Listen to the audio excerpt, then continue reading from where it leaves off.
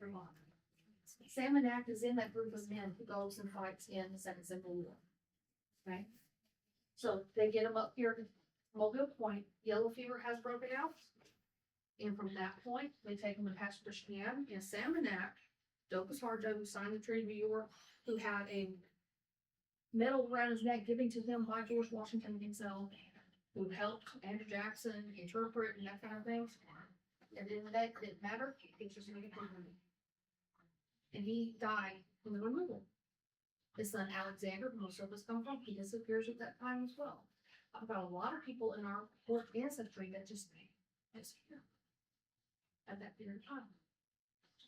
Then you also have to remember that it's in your living memories. So there's people like your great grandparents, their grandparents. They grew up from that. Okay. 1870 census, you have Alexander McGilvery Rutherford living right here in Jack Springs area.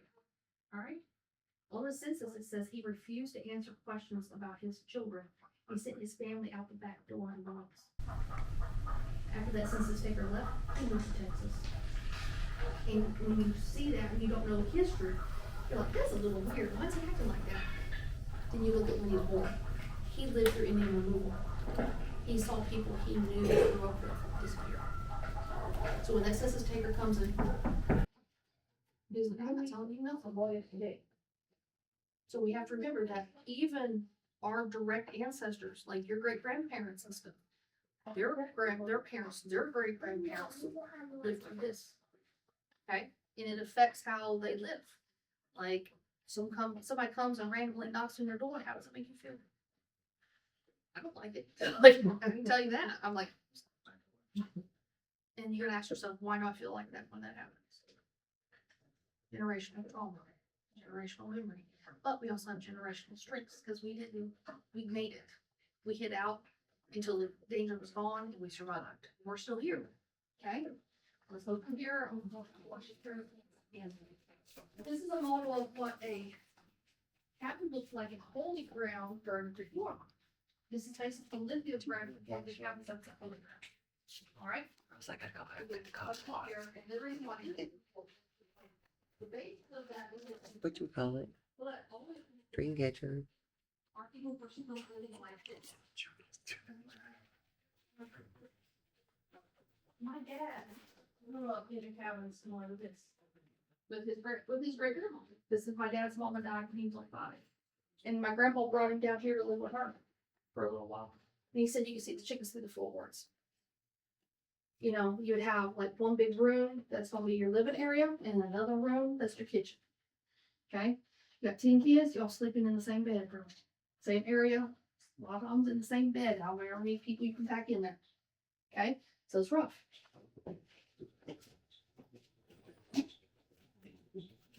Alright, so back there, education. Alright, during the Civil War era, we lost access to education due to information and the Jim Crow laws. Okay?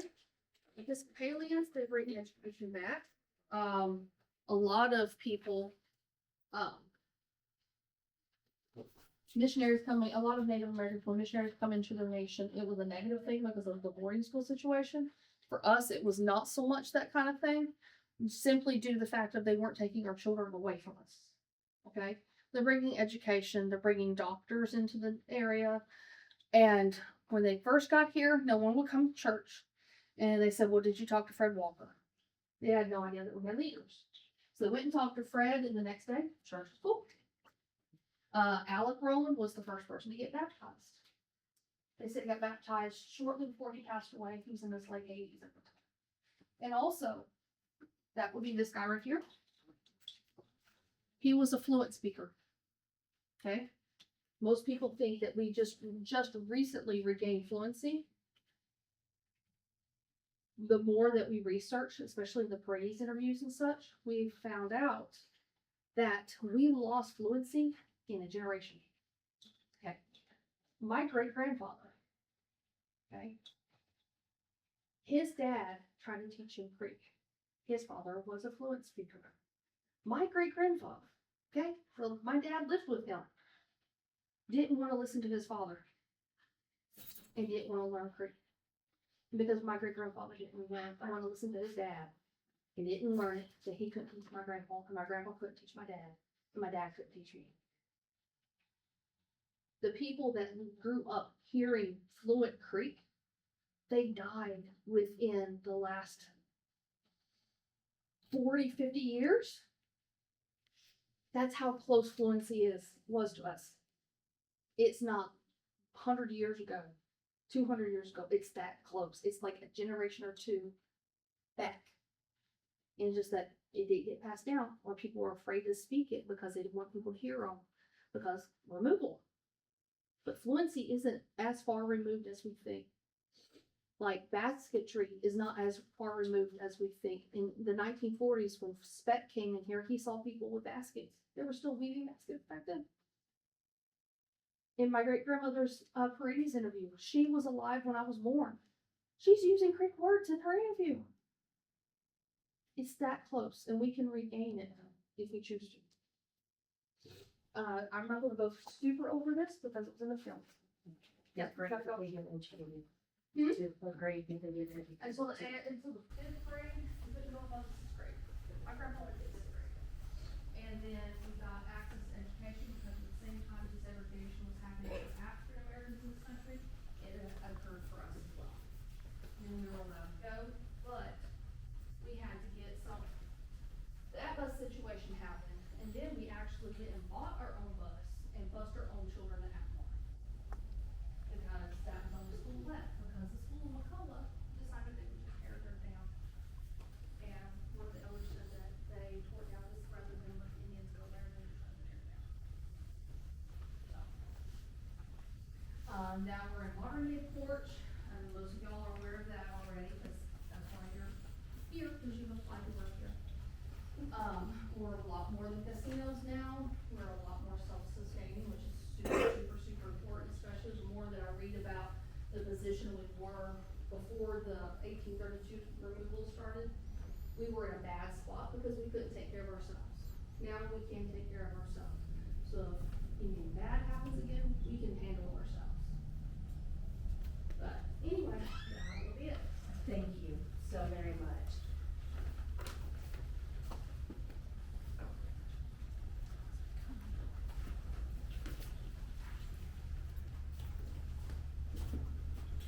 I hope you enjoyed that.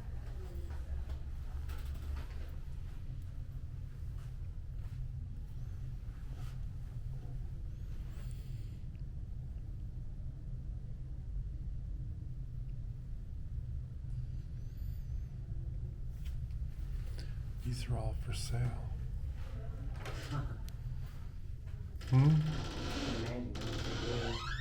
Back in the training room.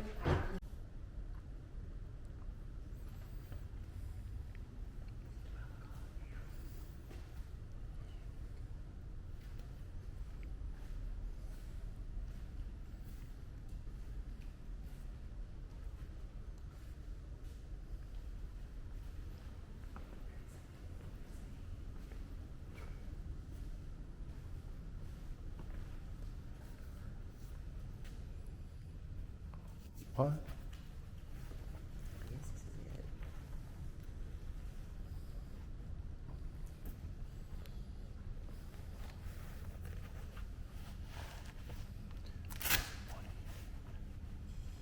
Are you supposed to hear order everything?